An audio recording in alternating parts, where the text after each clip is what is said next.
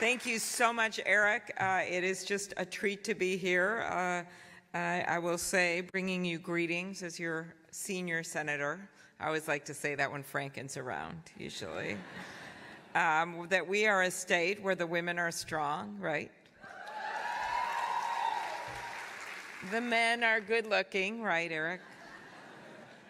And all the Humphrey graduates are above average. So thank you so much. So, Amina, maybe you already gave the commencement speech, I would say. That was just incredible. I was thinking, having visited Syria before this horrific conflict broke out, and seeing the beauty of the country and seeing where it is now, and knowing your personal struggles in your life. That last quote, man, that was yours. You have made so much of what you have been left with. So much. So thank you so much. And by the way, we need more people in Washington that look like teenagers, so please join us. And I especially wanted to thank Abdul, who turned to me when you were done and said, "You've got to follow that now." Okay, that was really a nice words of confidence. Thank you, that really made me feel welcome. Eric, congratulations for your incredible leadership. You have created new programs, you've expanded both career and financial support, you've increased recruitment of faculty, and guess what? As a result of all this, of you, Eric, of the faculty on the stage, of all of you and your parents, the school was ranked as a top 10 graduate school of public affairs for the first time in its history. You guys all did that, all of you.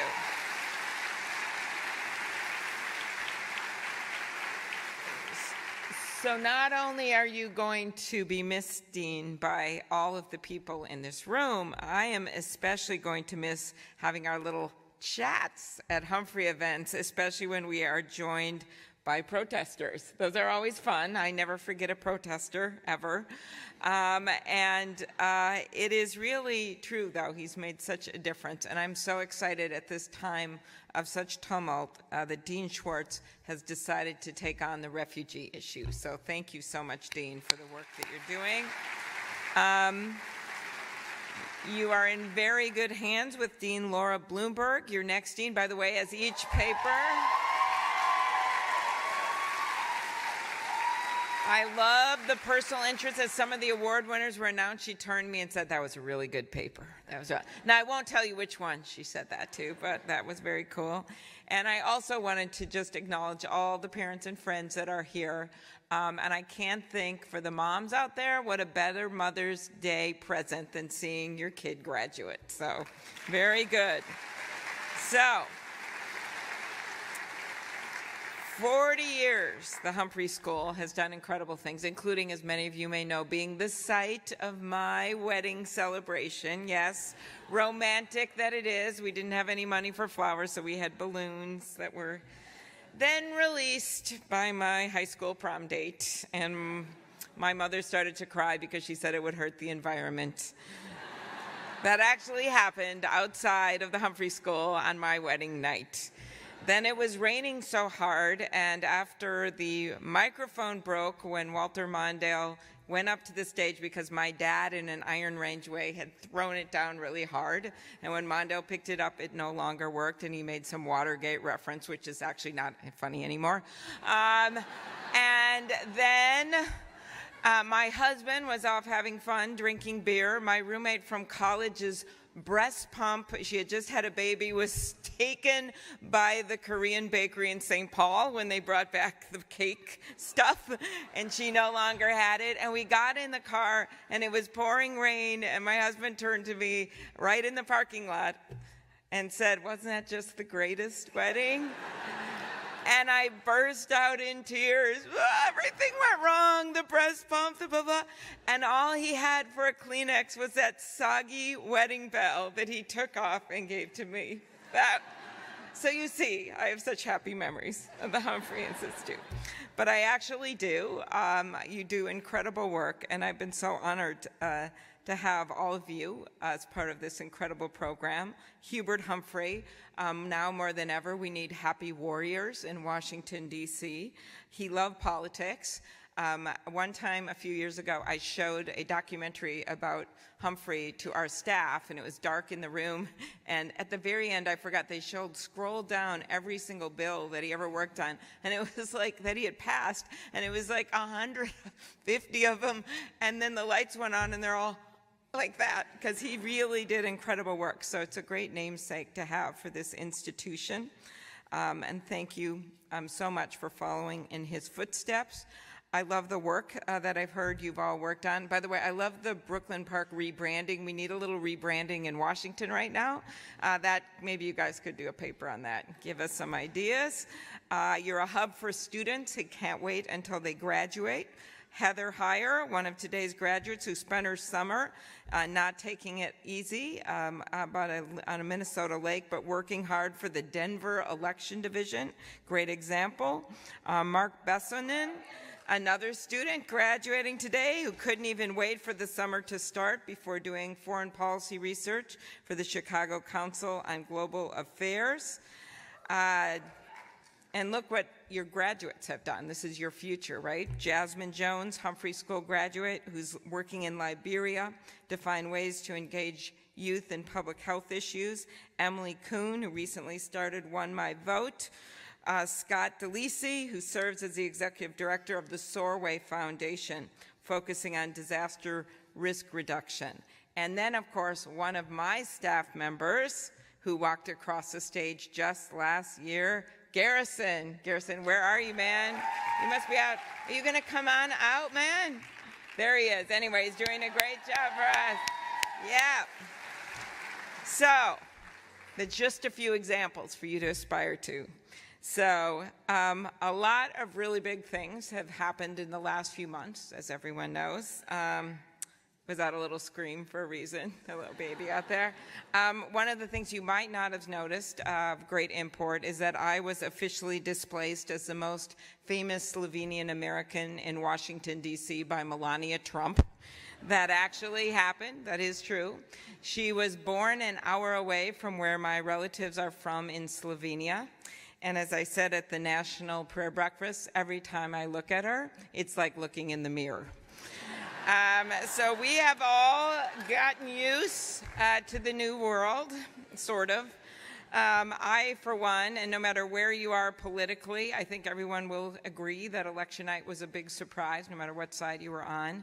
For me, I was actually, this is a good student story, I was running around with Franken, my junior senator, and we were giving all these speeches, and then I was just kind of stunned and doing TV, and then I got home at about midnight, and I realized, and the moms here will relate to this, that I had forgotten where my daughter was. She's 21. She's actually graduating in a week, and from college, not like you guys. No, like, okay. And I had forgotten that she was at Hillary's party in New York. And she sent me this text, and it said, "What should we do now?" And I wrote this long mom guilt text back, right? It's like, the subways are still running. I checked. Our friends are waiting for you to come stay at their house. You cannot stay there anymore, even if they tell you to. This isn't good. She's not going to speak. This is going bad. It's very sad. And you need to leave, and you have class tomorrow. That is what I wrote back. And then she writes back, "Mom, I mean our country." Okay, true story. So I said to her that night, I said, you know what? Our country has been through tough times before. We've been through wars, injustice and discrimination, financial crisis, deep-seated discord, and through it all, we've always had a peaceful transition of power, and we always have kept moving forward. I still believe that today. So, all of that being said, right now, I can't think of a more important thing than being in the U.S. Senate, because we are an emergency break, but we are also a place where compromise can be made. We have people that are willing to work across the aisle, and to hopefully, I loved Eric's comments at the beginning of what you guys talk about here, people who want to make the world a better place. We have a few of those, okay, we do, in the Senate. Okay, this one's harder. Evidence-based. Okay, some days I think we live in an evidence-free zone in Washington, D.C., but this idea of trying to get to the bottom of facts and figuring out what happened, very important. And then the third one, which is this promotion of values. And so one of the things I hope you take with you in this really difficult time is that. And Eric made some references to this, of working in a way where you understand where someone else is coming from, even if you don't agree with them politically. Looking at where other people are getting their news, except don't look at news that is not real news, right? Look at other people's news and understand where they're coming from, and listen and listen and listen, and do it with respect, because there's such a lack of respect right now of institutions in this country. It's not just government, it's everything from religious institutions to business institutions, and we have to get back some of that respect. And it's not easy to do if you just watch the news all the time and see the wrestling match that many people believe Washington to be. That has not been my experience for the last 10 years, because I think there's so many people of merit that want to do the right thing, but we are being severely tested. And I have never so much talked about our Constitution as I have in the last few months. And no matter where you are from politically, you must agree that we must stand up for our three branches of government, and that includes the judiciary, who, as Hamilton once said, has neither the, I like to quote Hamilton these days, it's kind of good, has neither the power of the sword, right, nor the power of the purse. They have the power given to them by the Constitution. And as a daughter of the journalists, I believe every day we have to stand up for the freedom of the press. That is so important to our democracy that we do that.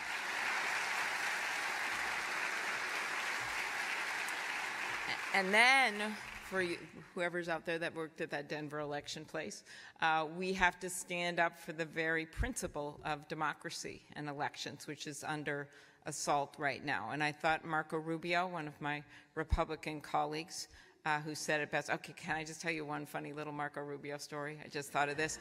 When we were taken on the bus to the White House for the briefing on North Korea, which was a very important briefing, but let's just say we didn't quite understand why we had to go to the White House, and we always have them in the Senate. We all got on that bus because we were going to do the right thing. And as we were getting off, I was sitting with Senator McCain, who's one of my best friends there. Marco Rubio stood up and looked at the whole bus and said, of senators, and said, "I would have never done this to you guys." Okay, all right. It's a little Republican joke, Republican joke. Okay, so, but what Marco Rubio said a few months ago, that right now this assault from a foreign country, which our founders felt was so important to our Constitution, right? That's why they were worried way back then about Great Britain, right, influencing our elections.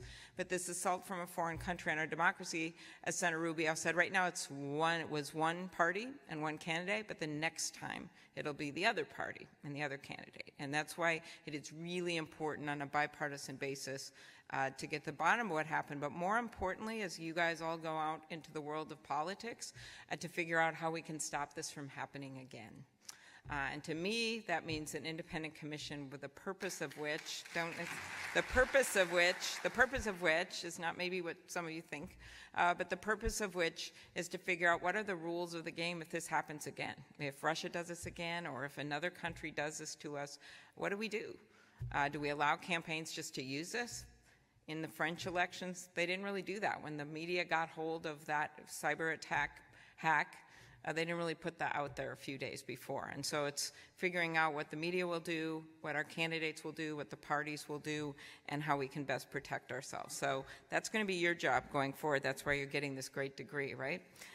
Because we have to think about this as a protection for our democracy. Okay, so those are kind of the values things that I've been on my mind lately. Second, economics, thinking about how we can best prepare ourselves for the challenging world before us, because not every student, and we really have to come to grips with this, wants to get a graduate degree or even a college degree. And we have to look at the jobs that are out there right now, where we have to do more with apprenticeships and community colleges and things like that. because we really have to prepare ourselves, and that really melds into refugees and immigration reform. We cannot forget that 25% of our Nobel laureates were born in other countries, right? 70 of our Fortune 500 companies are headed up by immigrants. And right now we have a situation where the Wild hockey team, there got to be a hockey team fans out there. The Wild hockey team that we love, they have unlimited visas to bring in hockey players from what country? Canada, that's right. We can see Canada from our porch, right? So they have these unlimited visas to do that. But in our country, if Mayo Clinic wants to bring in the spouse of a doctor or of 3M, it's really difficult to do. And so we have to think about immigration reform, not only in that humanitarian piece of it and the moral piece of it, but also in the economic future of our country. So remember that as you go forward. Last thing I want to talk about was just this general issue of internationalism. And what I've learned pretty quickly in the last few years is that even if you want to isolate yourself from the rest of the world, which is certainly not our goal at the Humphrey Institute, the rest of the world doesn't let you. Eventually, international problems and opportunities come knocking at your door. They come for me with a phone call from a scared dad whose daughter's high school sports team is marooned in Guatemala by a mudslide. That happened. Or during a meeting with local steelworkers who are irate over illegal dumping of steel from China. Or a Minnesota family of a young man imprisoned in Iran for hiking in the mountains. Or another one who was put behind bars in the United Arab Emirates for simply posting a YouTube video. And it wasn't even that outrageous. You can watch it. He was in prison for a year. Or when a student asks how we can prevent Russia from undermining the power of her vote in elections moving forward. In our state, and this is the exciting part, we have tended to embrace internationalism. Certainly the University of Minnesota, by all these students here, has embraced internationalism, right? And I believe that's what we should be doing. Our state has one of the highest rates of international adoptions. We have an incredibly strong business community that goes back and forth and works overseas all of the time. And we've always had a moral commitment in our state at its core, going way back to some of our early missionaries to work overseas and to work with people that look different than ourselves. So with that, I think one of the last challenges that I ask you to take on is something that Amina probably did so much better than I ever could, and that is to make sure that we include everyone. I'll never forget being at a mosque in Minneapolis a few months ago and hearing the story of a family, and the parents actually had been here through 9/11. I was the Hennepin County attorney back then. I remember the Bush-appointed U.S. attorney and I went all around to the Muslim community in Minnesota and said, let us know if you have any hate crimes, if there's backlash, we stand by you. That was the order of President Bush to do that, and we did that, and it was the right thing to do.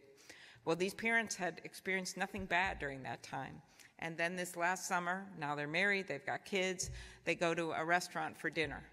And this guy walks by and he looks down at their family and he says, you four go home. You go home to where you came from. And this little girl looks up at her mom and she says, Mom, I don't want to go home for dinner tonight. You said we could eat out tonight. I don't want to go home. You think of the words of that innocent child. She only knew one home, and that was Minnesota. She didn't even know what he was talking about. She only knew one home, and that was our state. And she only knew one home, and that was the United States of America. So your job, graduates, as you go out there, because this is your home too, is to make sure that that little girl and everyone understands that every day. That is this true civic engagement that you've learned from this great institution.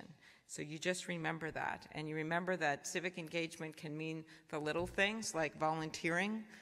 They can mean big things like running for office or getting involved in the campaigns. It can mean treating people with respect. If you're a Republican, trying to be nice to Democrats, Democrats trying to be nice to Republicans. It can mean showing yourself involved in other ways. That march that Amina mentioned, the next day after that, over 6,000 women signed up to run for office who had never run. They signed a postcard saying that they wanted to run. Or one of my favorite marches, the March for Science, where we had over 10,000 people. My favorite sign at that march, that radical march that it was, it's a joke. What do we want? Science. When do we want it? After peer review.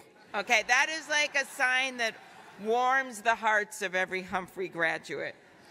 So, this is truly your moment, class of 2017, your moment to shine, your moment this weekend to make all those moms happy for all those years on Mother's Day. So congratulations. I know Hubert Humphrey would be as proud of you as I am. Thank you for including me. Thank you.